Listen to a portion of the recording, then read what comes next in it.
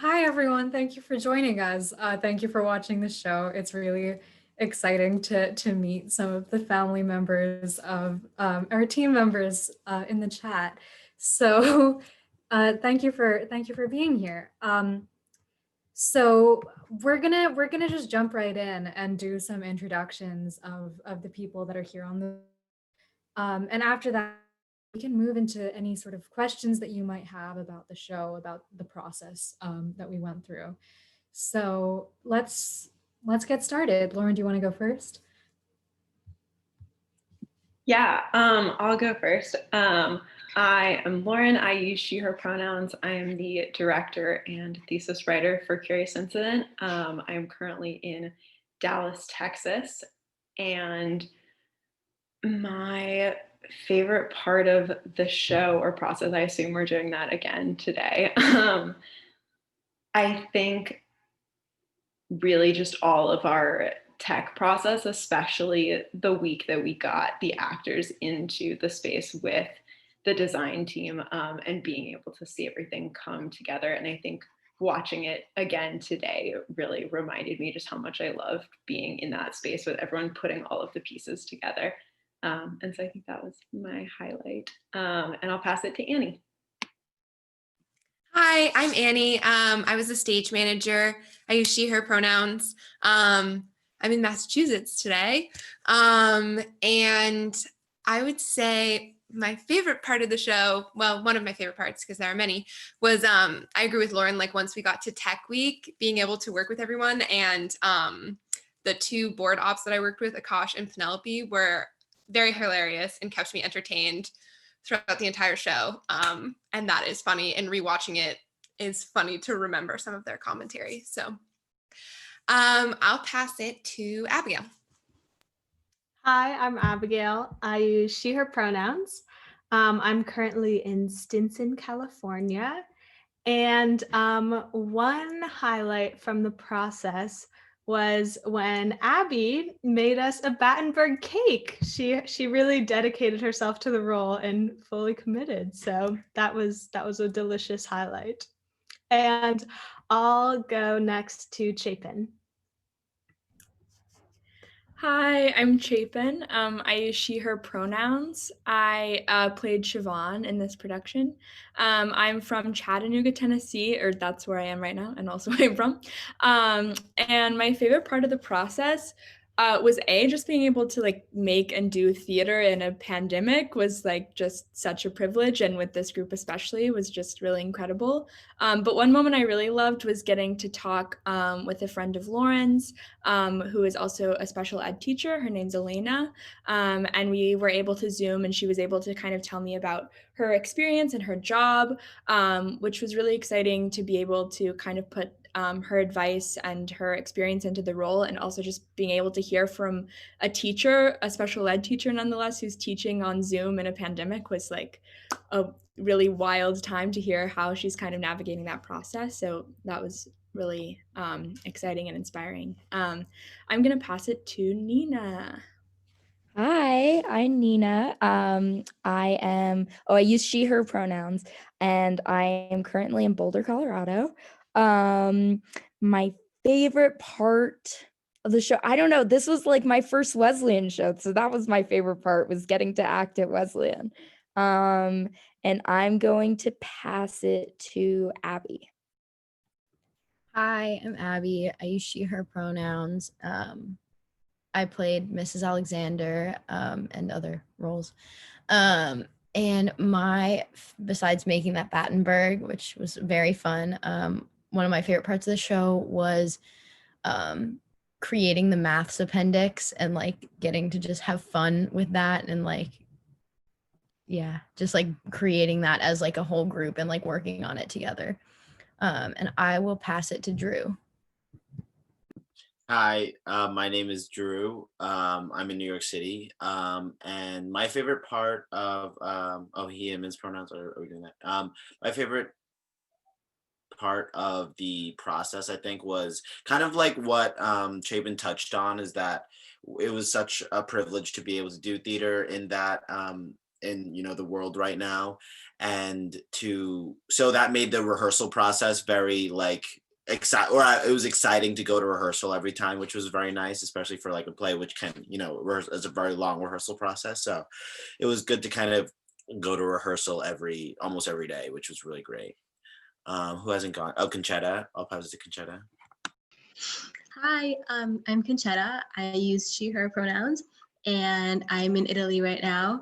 My favorite part was probably being able to do theater for the first time at Wesleyan. I'm usually very much into the film scene, but it was very fun getting to work on this experience of theater and film kind of coming together, and getting used to like the rhythm of theater, which is very different. And yeah, it was a lot of fun. Oh, and I'm gonna pass it to who hasn't gone yet? Matthew, or yeah. Hi, I'm Matt.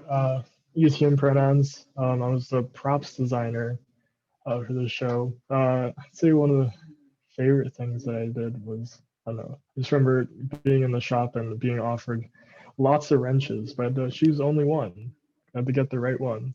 But yeah, some stuff like that. And let's see, Fana.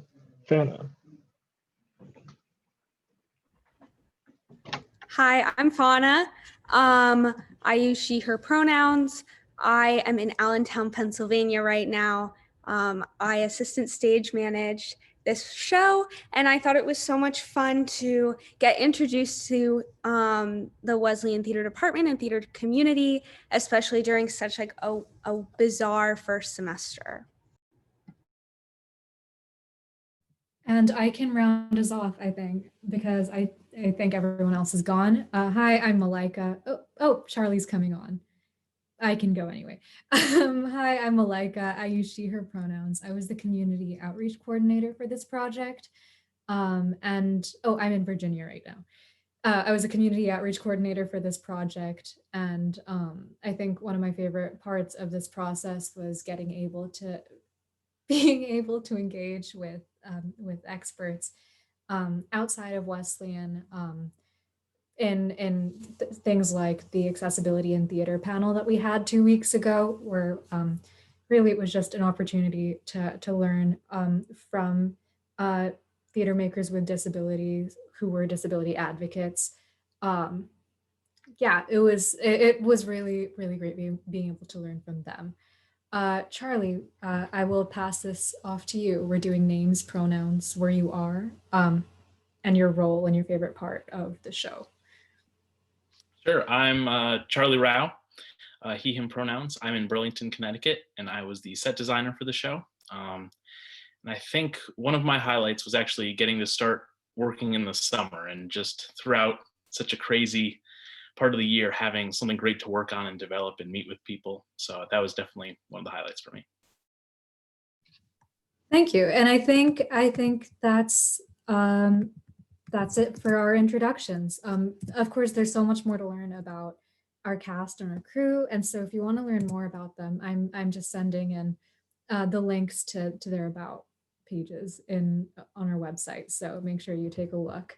Yeah, and I think that can move us right into asking and answering any questions that you have. So really just, you're welcome to ask anything that you're wondering. There are two ways that you can ask a question.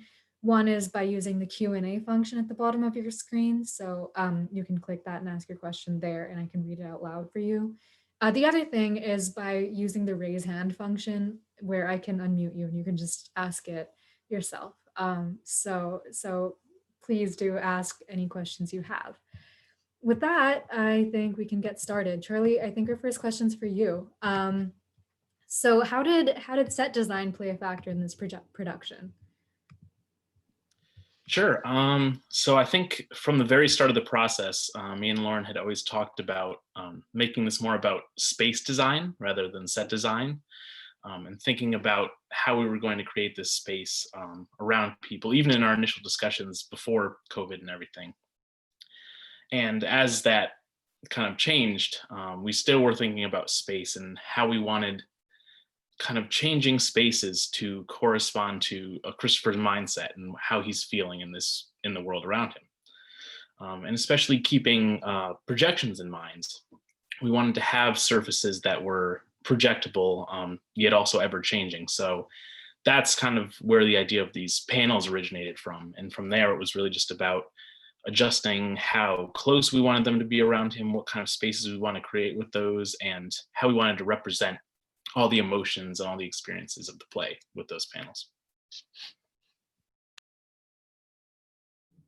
Thank you, Charlie. Does anyone else have anything they want to add to that? Matt, is there anything you want to talk about in terms of prop design and how that functioned in the show? I guess playing off that, just really trying to create the space that Christopher is in. And my role, I guess, in doing that was to try to get a lot of the details of that space into this play. I think it was more like a different work, but also supplementing Charlie's work with the whole space design, I'd like to say. Yeah, thank you for that. And so another thing that I think we've been asked quite frequently is just a question of accessibility and why we made the choices that we made to portray disability. So is anyone interested in speaking to the research that we had over the course of the semester into disability and autism for playing the role of Christopher?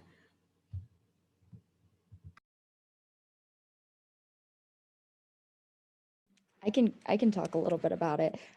So one thing that was pretty fun, I think it was Lauren. Lauren has a Disney Plus account.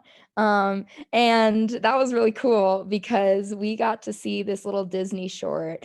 I forget what it was called, but it was about a girl on the spectrum and she's at camp. And it was a really cool depiction of autism because she was nonverbal. And I had personally never seen anything, especially such a big company like Disney, portraying someone like that. Oh, Lauren just told me it's called Loop. And so it was really cool to see it, and we all talked about it afterwards, and talked about also, I think like one of the things like Lauren was really promoting was us to be critical viewers of works with that handle disability. And even within Curious Incident like itself, we were very like critically thinking about what is actually a good representation of autism and of disability and what is not. And so we talked about that in the context of this little Disney short too, and it was really fun to watch. Yeah, thank you, Nina. And I think another thing that's been like a really big question that's been asked this semester and I'm really curious about is what has it been like making art in the pandemic this semester? What was different about it than any other semester? And just what's memorable?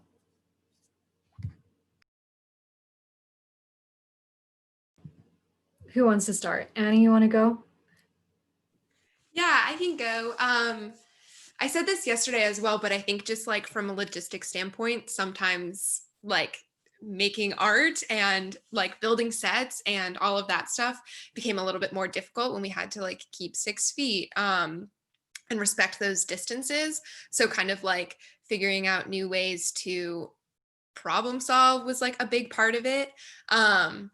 I also think like, and maybe Lauren can speak more on this, of like figuring out how to create a team and do like cast bonding throughout a pandemic while having the limitations of space and like mask. Like we would joke once we got the clear mask being like, oh, like the bottom of your face. Like I've never seen that before.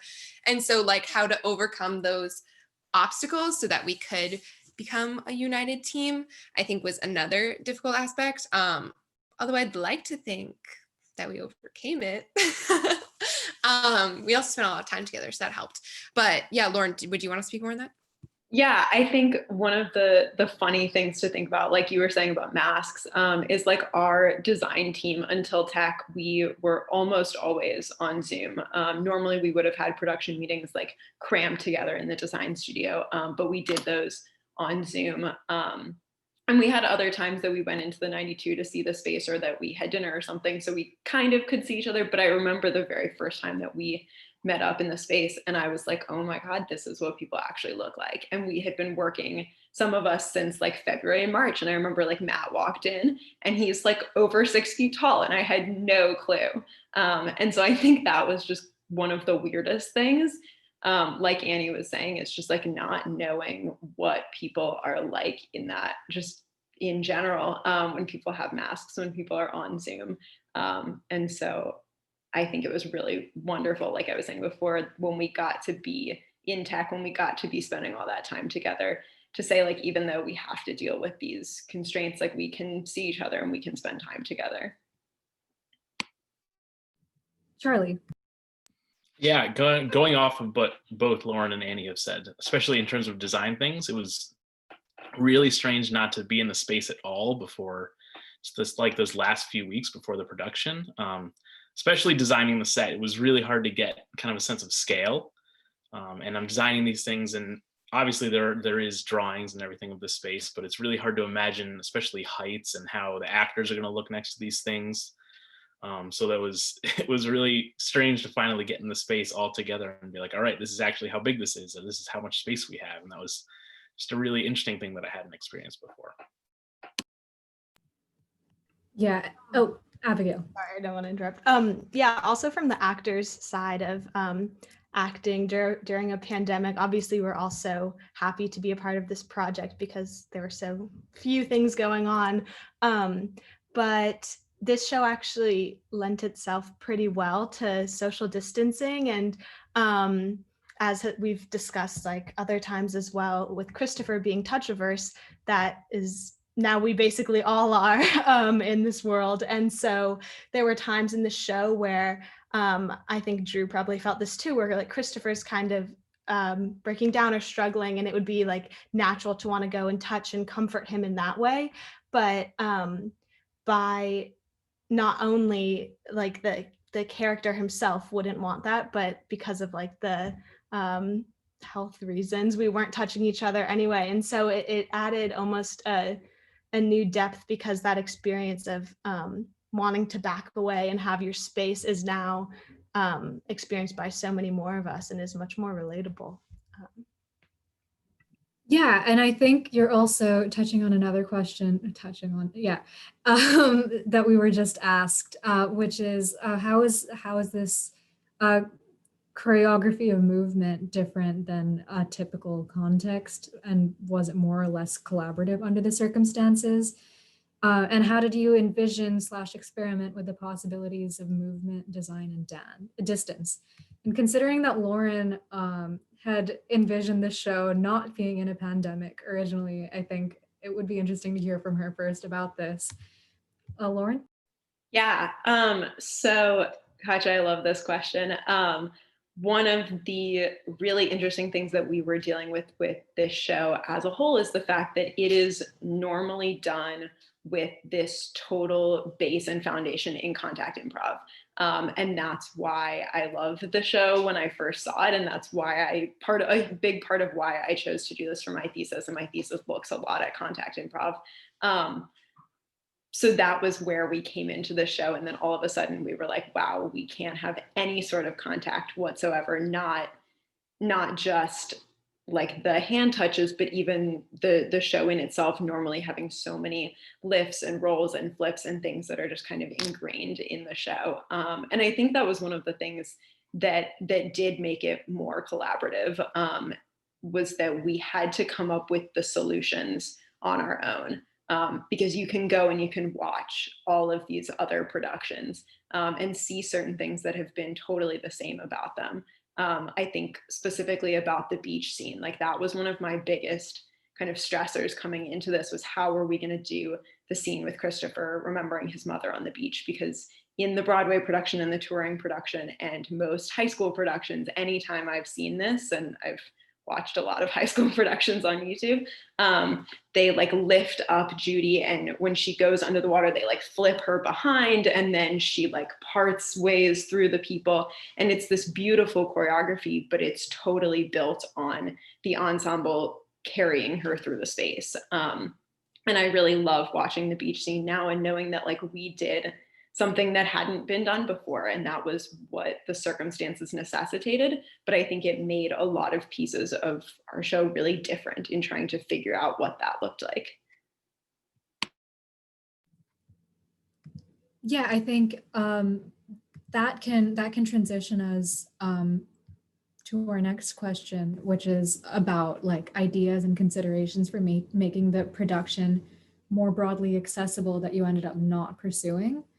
Of course, there were I think a lot of plans that had to be adapted and changed all the way until the very end, with the production being postponed a week. I mean, there is so much in terms of accessibility. Even there's a lot. Yeah, who wants to start with this? I mean, one thing that I'm thinking about is the space. So, does anyone want to talk about like accessibility of a theater space? I think Lauren, this might just be your thing again. Yeah, in terms of things that we did not end up pursuing, there were certain things that I think just were not ideal. Like our rehearsal space is really inaccessible for people with mobility limitations or physical disabilities. And that was something that I think had we had somebody in our team who couldn't access that space, we would have found an alternative. I have no question in my mind about that. And like we were in a position where we didn't need to, and so we did continue to use that really inaccessible space. The only thing I can think of that because of like logistics and time constraints that didn't get done was an audio description of the whole show, which takes a lot of time and training and resources that we didn't have. And an audio description is basically for somebody with a visual impairment to be able to listen to a description of the show as it's happening, so they can be listening to the dialogue and the music, and when there are pauses in the text, there's a trained audio describer describing what you would be seeing visually on the stage. And so on the website, there is a short, it's about 6.5 minutes, an audio description context, where I describe generally what you would be seeing in terms of what the set looks like, what the costumes look like, what the actors look like.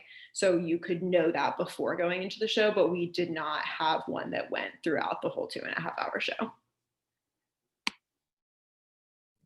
Yeah, and I'm also thinking the other thing that happens when you're not doing a show live is that you can choose to use closed captioning. We did not use a sign language interpreter or anything. We probably would have had to make different accommodations if it were an in-person show. So that's another thing. Yeah, I think we can move on to another question. I want to ask one of the actors this. Do you think colors have deeper meanings, like blue and yellow and green?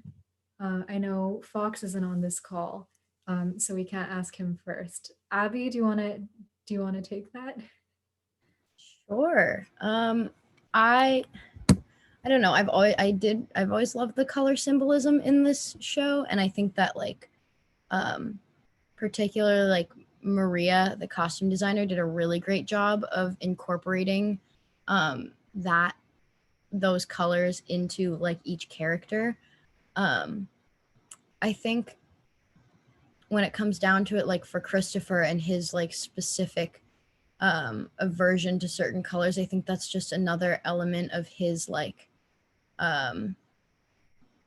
sensory preferences. I'm not sure like that. I feel like that's the best way I know how to like describe it. And so I think it's just yet another like way that Christopher's sort of world is made more complicated. And so I think I thought personally, maybe I'm biased because I'm in the show, but I thought personally that all of our design teams did a really great job of creating a really vibrant and like beautiful, colorful space, because like if nothing else, like the show is gorgeous to look at. And I don't know, I was personally not prepared for this question, but I do think that like color is really important to the way that we like perceive the world in general. And so I think there was definitely a lot of care and attention put into the way that the world was colored in, and how it like would end up being perceived, I guess, especially also like through a screen versus in person is really hard to like translate those colors. So I think we had to work with like even just watching today, my sister at one point was like, "Are you wearing all black?" Just like looking at my costume. And I was like, "No, I'm just further back in the space and you can't really see the colors." So I think it was like, it's an interesting element that was made a bit more complicated by the like circumstances of the production, I guess. But I thought on the whole, it was like a very interesting part of the show. I will also say, though, on that note, Conchetta did an incredible job with the colors in this show. And like I saw a lot of the raw footage before she got into like editing it and bringing out those colors. And I think that's one thing that totally came to life on that screen, even in the times when the actors were a little bit further back, that we really got to see the colors of the lights and the costumes. So, yeah. Also, one quick thing building on what Abby was saying, Maria, who was our costume designer, was like, very thoughtful about Christopher's color preferences and aversions, and because the whole show is really through his eyes, and so like all the designers really were like thinking, I think, about like through Christopher's eyes what things would look like and how they would be presented. And so like by getting to watch the show from an audience perspective now, I'm like able to notice things that I wasn't really paying as much attention to before. But like Siobhan is wearing red pants, and red is one of Christopher's favorite colors. And like Judy and Roger were both wearing some yellow at first, which Christopher is more averse to. And then like Judy kind of switches more into the red colors. So I just thought that, and there's probably lots more that Maria did that I have yet to even pick up on, and maybe tonight I will. But there were lots of like details that all came into it to really show Christopher's perspective through this. Yeah, thank you for that. Annie, go ahead.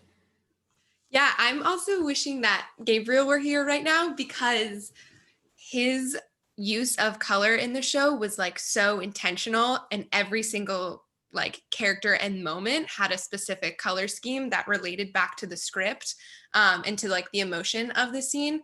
So for example, like Ed was associated with red, and Siobhan had this kind of warm orange yellowy color, and then he used like blue to represent certain moments, like the beach scene, which wasn't just because of the water, it was also for different sections. And part of that is also due to at our production meetings, Lauren like split up the script in this way, where we would talk about certain sections according to like 3 different themes. So like one of the themes was like inside Christopher's mind, and like what would scenes that were inside Christopher's mind look like, and like what would that color scheme be anytime we were in Christopher's mind.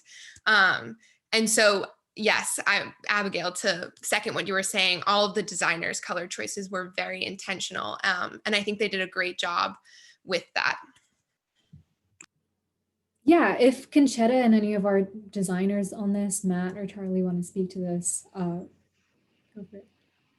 Yeah, very briefly, I when I was color correcting the show, it was a little bit challenging at times. I would ask Lauren and be like, is this supposed to be purple? Because the camera picked it up as purple, but the lighting was blue originally. And just making sure that every single original lighting cue and like lighting color was accurate was something that I was really, really, that I worked towards. And I was and just even the costuming, that was my main goal. So I really hope it came across. But for some strange reasons, the camera picks up the theater lighting in odd ways, and working around that is definitely something that wouldn't have.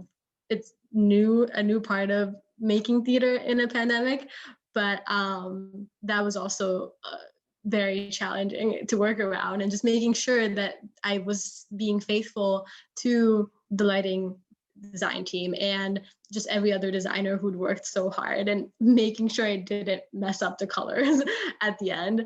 But yeah.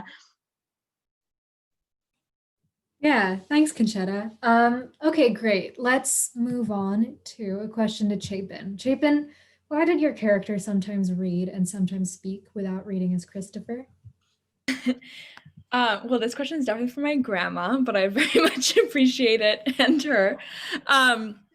Yeah, so we talked about this a lot. I think one of our big questions with Siobhan is kind of when is she herself and when is she kind of Christopher's mind and conscience and when is she the narrator? I think those are kind of the three main roles she plays in this. And we definitely talked a lot about when the book would be there and when it wouldn't be. And I think it's very telling when Siobhan gives Christopher the book, it's right after the astronaut scene. And I think that that's the last thing that Siobhan reads before giving it over to Christopher. And because I think that's a really strong moment. And I think she's really proud of him for writing this whole future for himself in this very vivid, exciting way. And I think from that moment forward, the book kind of becomes this thing that's a little bit out of control for Christopher. And he finds out all of these things about Ed, about the affair, about Wellington, and but I think in that moment she's just like really proud of him. And then I think after the book is handed over, she kind of fully goes into this mode of being kind of his conscience. And just kind of being a voice for him.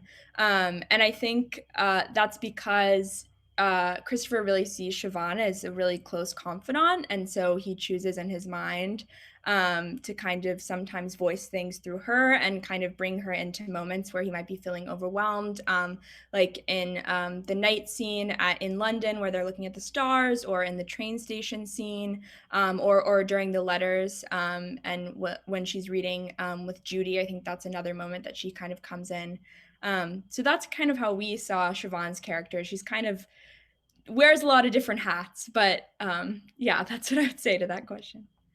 Yeah, to also jump onto that, I love everything that Chapin said. And I think one of the other things that we talked about is, like Chapin was saying, about Christopher really seeing her as a confidant and somebody that he's really comfortable with in a world where he's not very comfortable with a lot of people. And I think especially with the scene with Judy with the letters, we talked a lot about like, why did Siobhan have lines in that? And why does she have some of the hardest lines to hear?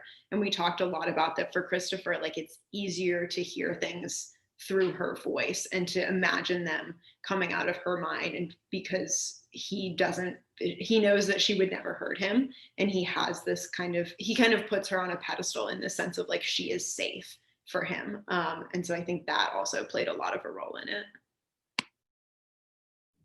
Yeah, thank you. And we can move on to another question. And I'm going to first direct this to Lauren and Annie, if either of you want to speak, and then we can take it to the cast.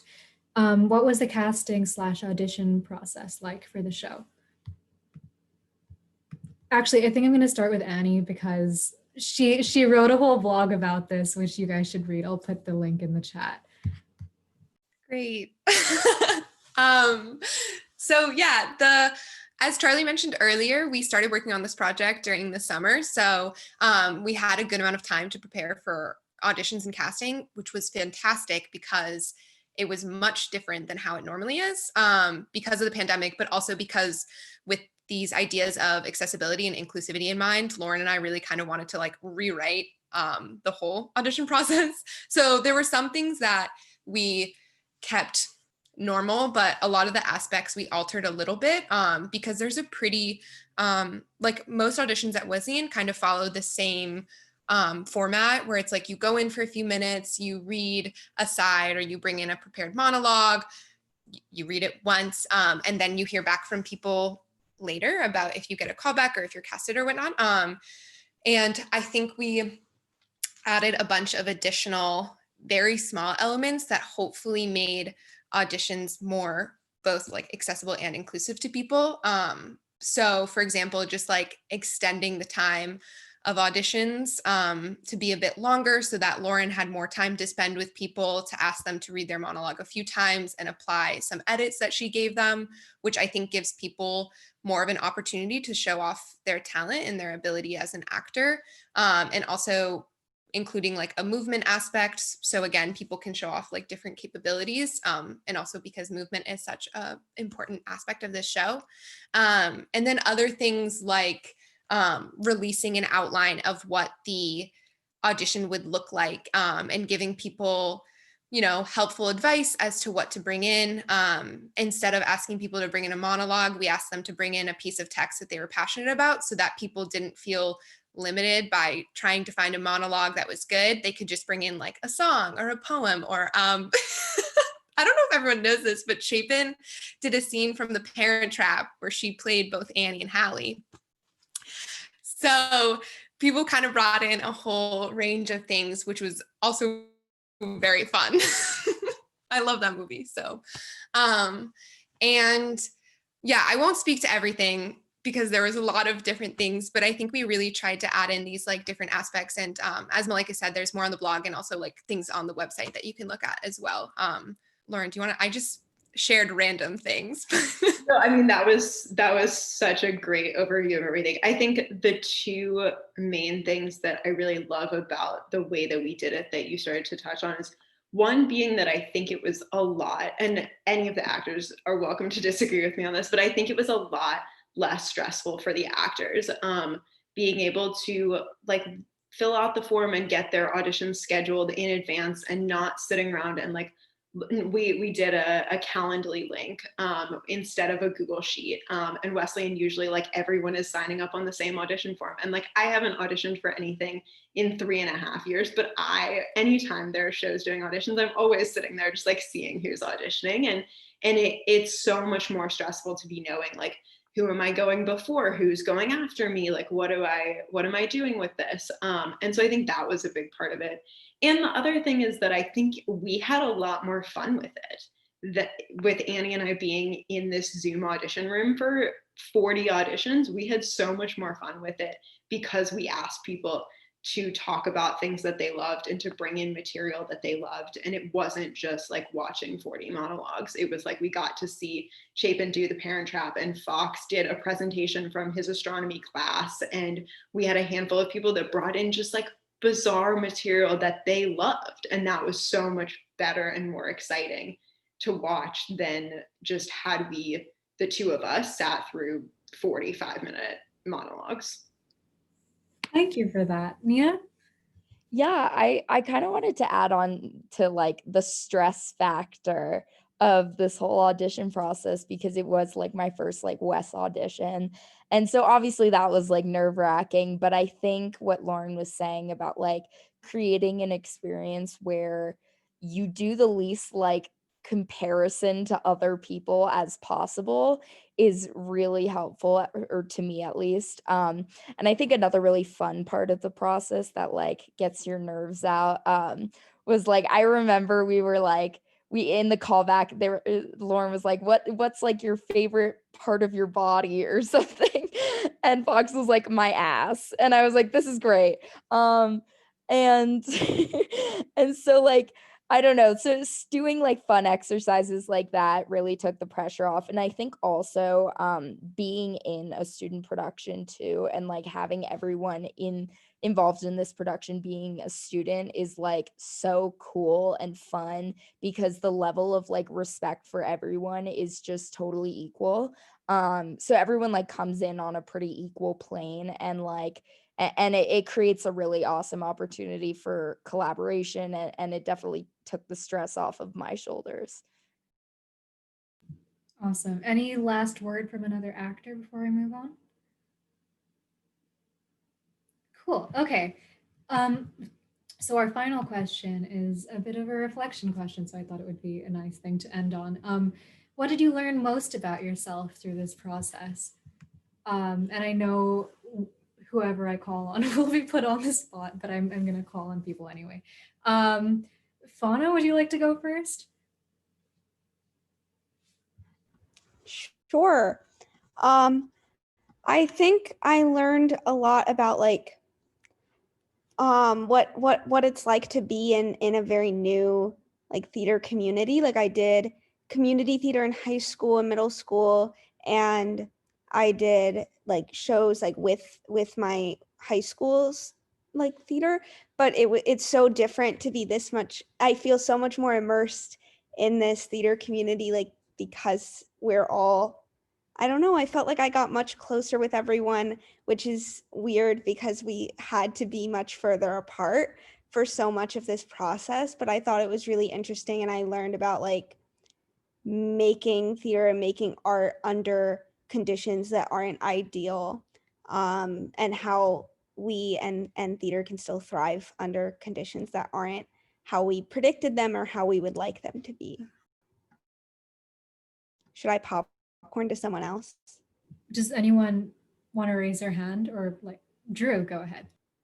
Yeah, I'll say one thing we did kind of early on was like this privilege walk where we kind of, it's like a step forward kind of exercise talking about like privilege, and it was kind of based around accessibility and access and, you know, our bodies and stuff like that. So I guess this isn't really what I learned about myself necessarily, but I think it definitely makes you look at the world and like the spaces you're in much differently. Because you don't really, I think you think, or at least me as like an able-bodied person, I think so little about how my body allows me access to so many different spaces and so many different places. So I think kind of just to think about that and kind of encourage my thinking to shape itself around that was good and, you know, beneficial for me, hopefully. Does one of our, okay, Nina, go ahead. I was gonna talk a little bit about Lauren brought this really interesting concept that I had never heard of before called managing up into our rehearsal process.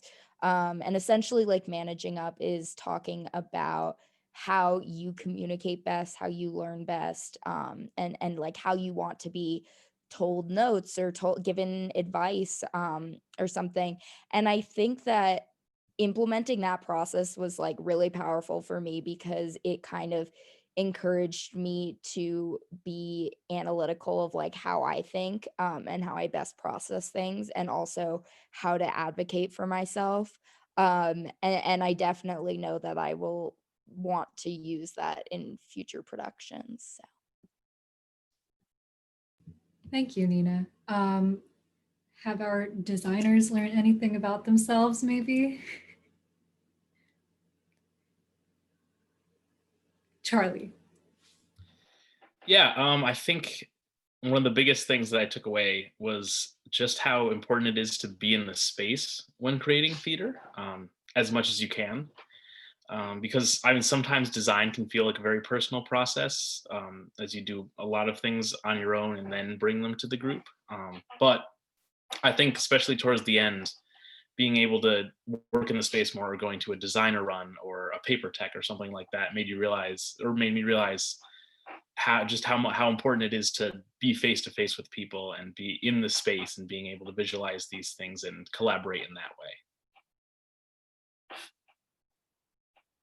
Thank you. I think something I learned that it for me and just more generally is that it's like possible to make connections online. I remember like I met Lauren and Annie in July, and we were collaborating all the way until October, until we maybe met for the first time in person. And that first meeting in person, none of us even registered that it was our first time, or it was my first time meeting the two of them in person. They'd already met each other by then. And I don't know, it's kind of odd thinking about that in retrospect, but it's cool to think that we can actually make those connections over Zoom, and maintain them even if you don't meet them in person.